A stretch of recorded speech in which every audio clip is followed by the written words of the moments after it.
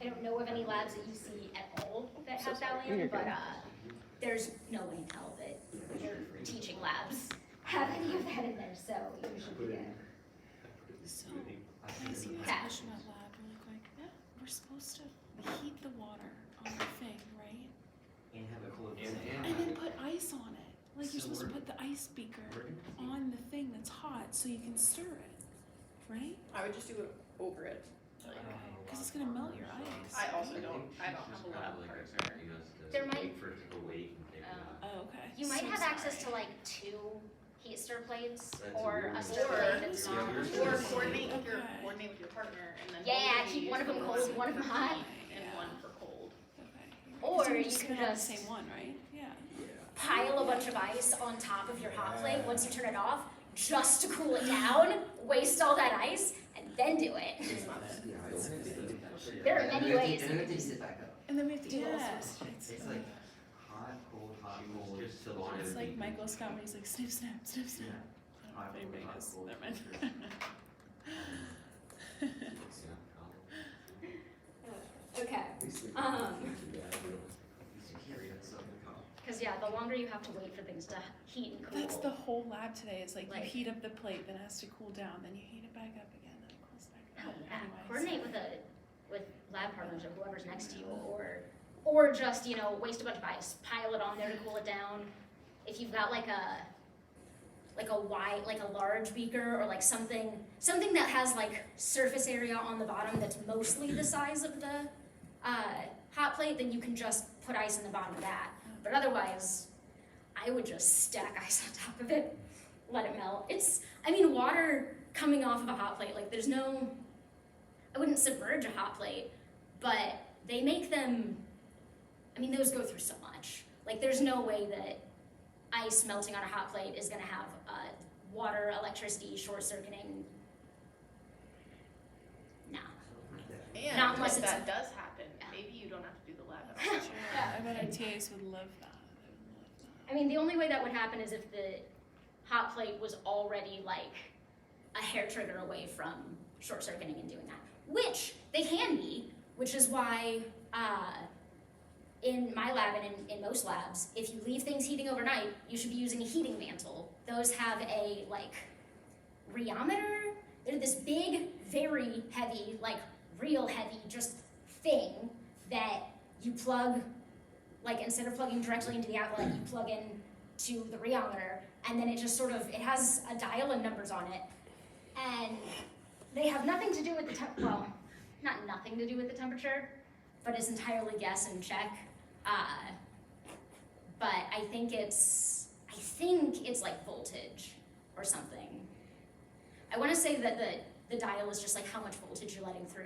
So basically, if something short circuits, if something goes wrong, that rheometer is built to only this much voltage is going through at all. So there's no possibility of, freaking out. Whereas hot plates, they're a short circuit away from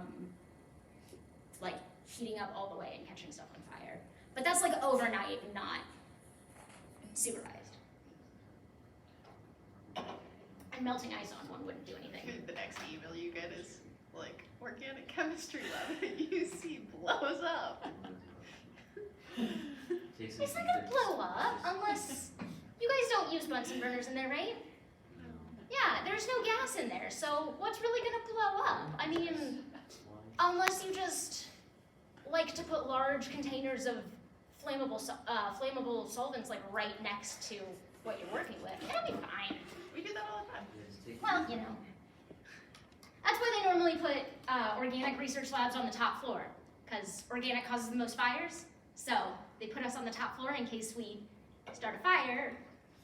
We only, burn ourselves and the greenhouse, but not all of them. Does the greenhouse have anything in it right now? Last time I was able to sneak up there was I think I ran around last year at some point, and there were plants all over it. Are you talking about the greenhouse on the 6th floor between Crosley and Revachol? So there's a tiny little greenhouse-looking thing between Crosley and Revachol, and they sometimes have their semi-annual plant sale out of there. Twice a year, the biology department sells plants, like tiny little plants. They're super cheap, they're adorable, and everybody there, they're like botany majors and stuff. So you can like go ask them like, give me a tour of the plants that are really hard to kill. And they'll tell you exactly what everything needs. It's great. But yeah, that one is like storage, and then they open it for the plant sale. Up, there's a bunch of stuff in there. I mean, lots of plants. I've only run around it a couple times, but I didn't see people up there because I snuck up with the with some construction guys sometimes. Well, I'm on the elevator all the time, and you need a key to push the 9th floor button. So if I get in the elevator, because I go up to the 8th floor all the time, and somebody uses the key, I just, sneakily make it very clear to them, oh, you have a key. I'm gonna go run around the greenhouses unsupervised. Thanks. And they're like, okay, have fun. All right, so anyway, plants from the biology people. Clays and condensation. Clays and condensation is going to be something similar to aldols, but this time we're using esters. So the ester is going to form an enolate anion, and this is really nice because we don't have to worry about, using symmetric ketones or aldehydes, because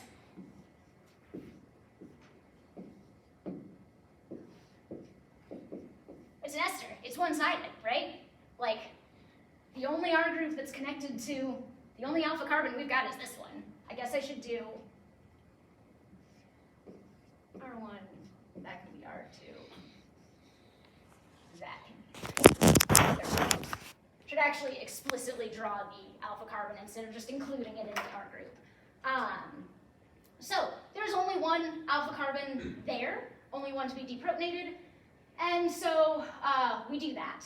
Esters form, they form their enolate anions, so we end up with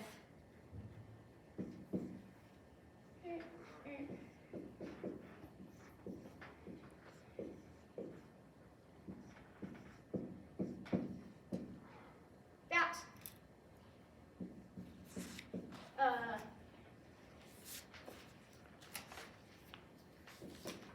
Enolate anion.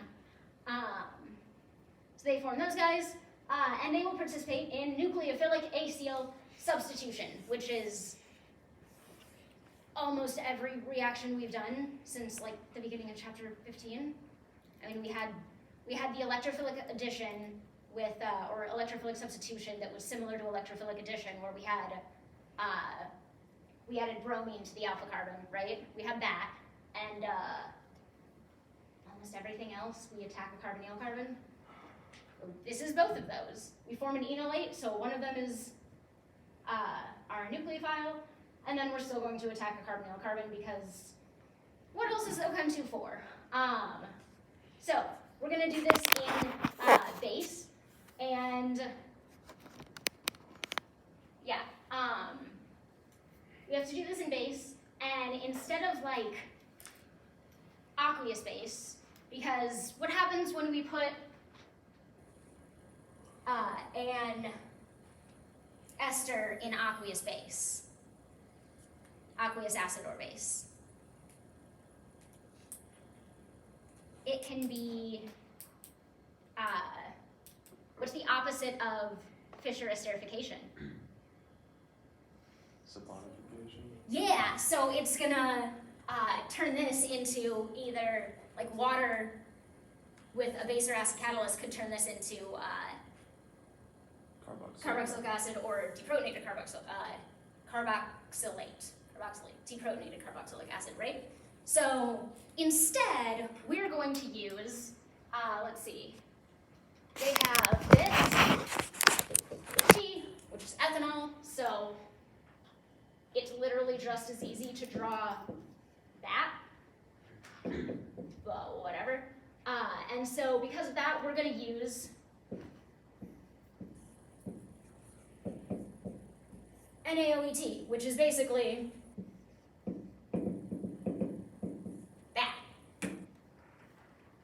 So we're gonna throw a bunch of deprotonated alcohol in there, and we're gonna use the same one that our ester has because, well, otherwise we're gonna be in equilibrium between having the ester we started with and having the ester that we could form, and then your column is like 8 times as messy. Yes. So that's going to be acting as a base, right? Mm-hmm. But then we have also, is that an acid workup at the end? Like you just add acid to the flask? or Yes, is that- yeah, that's why it's got a 2. So Okay. with the 2 is like a separate thing. Like you do stuff here, and then 2 is like once reaction has happened, Yeah. then you do this stuff. Yeah, so we're gonna work that up with aqueous acid, and I mean, it's fine. I mean, not every time you add, like, it's a quick workup. It's not like saponification and what's the other one? Acid or ester hydration of an ester. Yeah, hydration of an ester or saponification. Those they're reactions. They're not just like immediate. So the workup is generally when. Have you guys done a synthesis in? Have you guys done liquid extraction? Like you get a step funnel and you just whatever you just did your. Well, okay, not exactly in this case, but usually I do things in stuff that's not soluble or miscible with water. So you just chuck it in a step funnel and then put water in there, and the water gets out the crap you don't care about, and then I guess what you could do is that product, I bet, would be cool with being in like ether or something. So you could probably, even if this took place in water, you stick your water in a step funnel, your whole reaction mixture, stick some ether or something organic in there that's probably going to pull out this. And it's not going to at first because the whole thing's basic, but then you neutralize the aqueous solution in there, and then this guy would be like, all right, fine, I'll go hang out with the organic solvent, because that's where carbons like to live. So, the product of a Claisen condensation is a beta keto ester. So you end up keeping one of the carbonyl carbons, or one of the, previously we had 2 carbonyl carbons and then one of them just, it's gone. We reform we reform this carbonyl. I mean, granted, this carbon also used to have an oxygen, like an ether basically, attached to it, and that's gone now, but we end up with a beta keto ester, and again, to count if it's alpha, beta, or otherwise, you do carbonyl carbon, alpha, beta, gamma, delta? Yeah. Or delta? This is capital delta, isn't it? Yes. Because in calculus we did curly D, and I couldn't remember if curly D was delta or if curly D is just a curly D. Because calculus was in 2011. Oh, I don't remember. We'll just do this many. Who cares about delta? By the way, I put this on your exam, and I'm very sorry if not everybody knew what was going on with it, but on one of your mechanism questions, I have that. I'm so sorry that you can ask me questions during an exam. In fact, you should err on the side of asking me questions during the exam if you see things that are unfamiliar, because chances are I'll tell you, as long as you're not just going, hey, I know we already learned this, but what's the answer to this question? If it's not that, it's probably something I'll be like, oh, right, I never explicitly said this. This is a delta. Delta often means change, and well, if you heat something up, you're changing the temperature, and chemists are inherently lazy, so we put a little triangle over reaction arrows, and we're like, that means you heat it up. That's the try it. Heat it up. Put some heat on the thing. There you go. Because chemists are inherently incredibly lazy. So, just in case that was unclear. Okay. So, Claisen condensation requires a base. It is not going to be acid promoted or acid catalyzed. Let's see. Non-aqueous bases such as sodium ethoxide and ethanol, sodium ethoxide in ethanol, right? Or sodium methoxide and methanol. So you're not just gonna have like sodium ethoxide, like you're gonna have, basically you're kind of forming a, well, I mean, that's kind of what an aqueous base is, right? An aqueous base is a bunch of this, but you don't only have these, you also have that, right?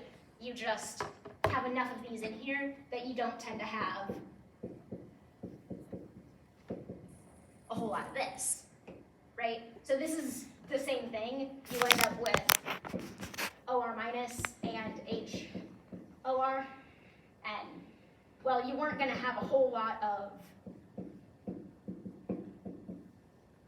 this anyway, because, I mean, I don't know, you can pronate it, but you're not gonna favor that. So we put some of this in here, and that way we've got a basic situation going on, but not aqueous. So sodium ethoxide and ethanol, or sodium ethoxide and methanol are commonly used. And if at all possible, you're gonna wanna use something that matches your ester. And honestly, if you need the other side of, if you need this ester to be a different group than one of those, it's probably gonna be cost effective to just start with a methyl or ethyl or methoxy or ethoxy group right there, and do this reaction, and then do probably, and then replace this guy. Can we do that? We've learned to replace this guy. Have we learned a way to replace this guy that isn't also going to be an addition product to this? Yeah, because this guy doesn't have a leaving group. And so it would have to be, I mean, it would make a hemiacetal, which is entirely reversible. So yeah, you could do a transesterification with this guy. You might react some with this, but like, there's, you know, you're gonna have an O, maybe an OH and a OET, and one of those can reform the double bond and not have a positive charge, so you're gonna end up with this eventually. So yeah, you could do that. And that's probably what you would end up doing if you needed something else on your ester. So this is an example of Claisen condensation of two molecules of ethyl propanoate, and they give that beta-ketoester. We are gonna do that as a mechanism.